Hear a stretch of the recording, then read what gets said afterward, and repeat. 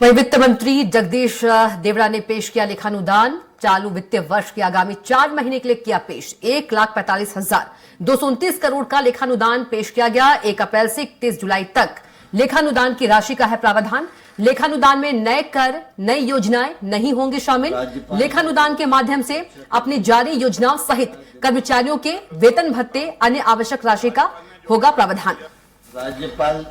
ने जो अभिभाषण दिया है उसके लिए मध्य प्रदेश की विधानसभा के इस सत्र में संदेश दिया है, उसके लिए मध्य प्रदेश की विधानसभा दिनांक 8 एवं 12 फरवरी 2024 और चलिए इसी खबर पर ज्यादा जानकारी के साथ दुर्गेश गुप्ता हमारे संवाददाता सीधे जुड़ गए हैं। दुर्गेश, वित्त मंत्री जगदीश देवड़ा ने पेश किया लेखानुदान, क्या कुछ ज्यादा इस पर जानकारी?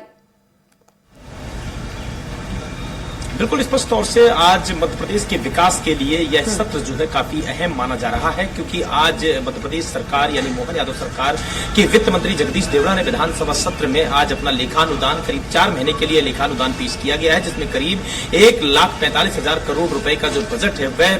पेश किया गया है। इसमें अगर बात की जाए तो 2024 और 25 के लिए जो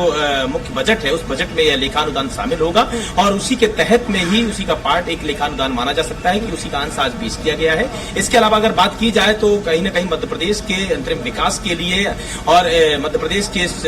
की सड़कों को कनेक्टिविटी बढ़ाने के लिए, वहां एक्सप्रेस वे बनाने के लिए, बड़े कॉलेज, बड़ी स्कूलों को बनाने के लिए और यहां पर अन्य विकास कार्यों के लिए यह बजट काफी अहम माना जा रहा है। इस बजट में तमाम योजनाओं के लिए बजट रखा गया है, जिसमें लाडली बहना योजना से लेकर महिला को सशक्तिकरण बनाने से लेकर युवाओं को रोजगार देने तक का इसमें प्रावधान किया गया है। इसके अलावा अगर बात की जाए तो महिलाओं को सशक्तिकरण बनाने के लिए लाडली बहना योजना के लिए भी इस बजट में प्रावधान है, जिसमें और इसके अलावा जो शहरी क्षेत्र हैं उन शहरी क्षेत्रों में महिला पीएम आवास योजना के तहत महिलाओं के लिए आवास उपलब्ध कराना, लाडली बहनों के लिए आवास उपलब्ध कराना इस बजट में प्रावधान किया गया। तो इस प्रकार कह सकते हैं कि महिलाओं से लेकर, युवाओं से लेकर और मध्य प्रदेश के विकास तक का इस बजट में प्रावधान किया गया है। बिल्कुल दुर्गेश, यदि बात करें जो कांग्रेस है, कांग्रेस इस लेखानुदान का जो है विरोध कर रही है। कांग्रेस का कहना है कि सिर्फ 42% ही जो बजट खर्च हुआ है, तो और कर्ज क्यों लेना?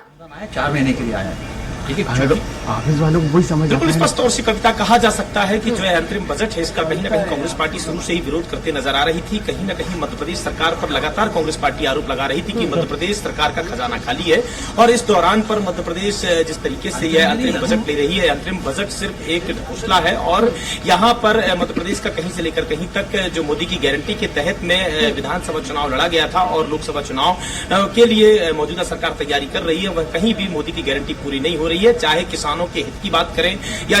लाडली बहनों की बात करें या युवाओं की बात करें, वहां कहीं भी मोदी की गारंटी जमीनी स्तर पर नहीं नजर आ रही है। इसी के तहत में जो अंतरिम बजट पेश किया गया है, अंतरिम बजट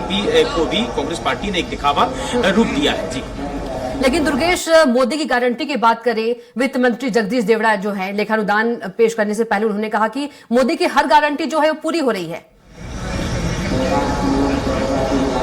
अगर बात की जाए तो जिस तरीके से जो वित्त मंत्री जगदीश देवड़ा हैं वह मोदी की गारंटी के तहत काम कर रहे हैं और आज जो अंतरिम बजट पेश किया गया है, अंतरिम बजट की जो रूपरेखा तैयार की गई थी, उस रूपरेखा में मध्य प्रदेश के विकास से लेकर और तमाम युवा वर्गों के उत्थान और तमाम युवा वर्गों के लिए जो योजनाएं हैं इस बजट में उन योजनाओं के लिए प्रावधान रखा गया है। सबसे अहम बात यह है कि किसी भी प्रकार से कोई भी नया कर इस पर नहीं लगाया गया है, न कोई नई योजना दी गई है, क्योंकि चूंकि अंतरिम बजट है, लेखानुदान है, लेखानुदान के तहत जो मध्य प्रदेश सरकार के लिए 3 से 4 महीनों के लिए जो खर्चा व्यय करना है मध्य प्रदेश में, जो मध्य प्रदेश में विकास कार्य करना है, उसके लिए लेखानुदान दिया गया है। इसको लेकर कहीं न कहीं जो कांग्रेस पार्टी कई तरह के सवाल खड़े कर रही है। जो नेता